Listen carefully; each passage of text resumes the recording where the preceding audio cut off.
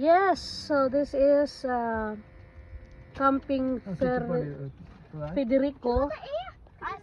This is Camping Federico. It's a very big area. It's there.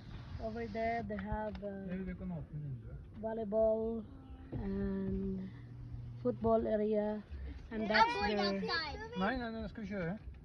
toilet and everything, washing clothes, everything. And that's the tent that you can rent. It's a very clean area, peaceful, and everything is good. It's quiet, and yeah, so everything is surrounded by camera. So that's the rent.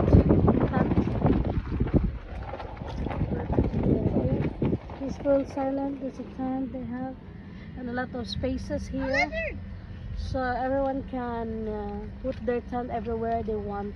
It says the owner that you can choose wherever you want, everywhere you want, because this is a very big space. You can tent here as well, and there, that area, so much place. They call it a farm.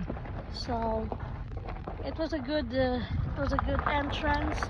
When you came late at night, they will open the door for you. So a good camping in Italy.